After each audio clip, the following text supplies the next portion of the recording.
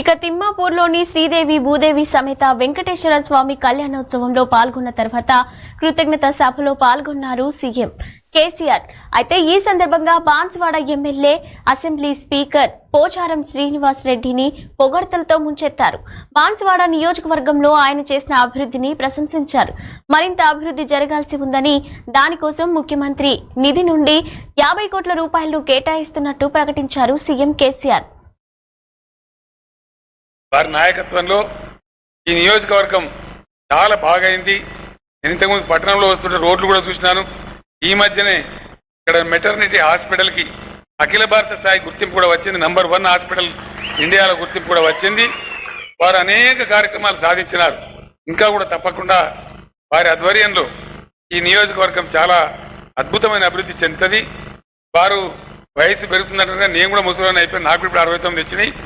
కాబట్టి నేనున్న రోజులు మీరుండవలసిందే, మిమ్మల్ని వదిలిపెట్టే ప్రశ్న లేదు. బాన్స్వాడ సేవ చేయాల్సిందే. మీ మాటనే బ్రహ్మాస్త్రంలాగా ఉంటుంది. మీకు ఫిజికల్గా బాగా లేకున్నా మీరు చెప్తే కాదంటే వాళ్ళు ఉండరు.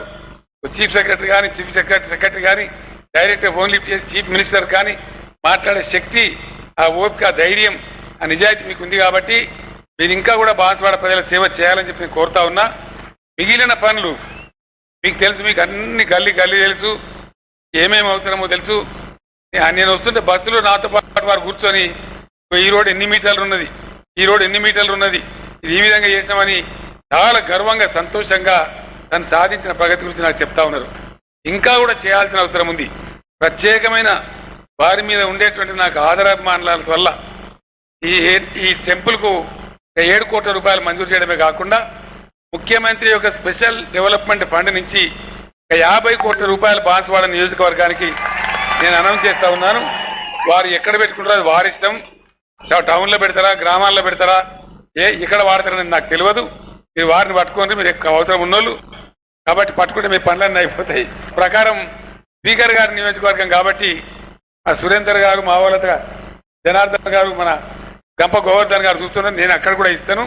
కానీ స్పీకర్ గారి నియోజకవర్గం కాబట్టి మీరు పాలిరికం పెట్టుకోవద్దు. పెద్ద మనిషి కాన్స్టిట్యూన్సీ కాబట్టి వ్యతిరేకంగానే ఉండాలి.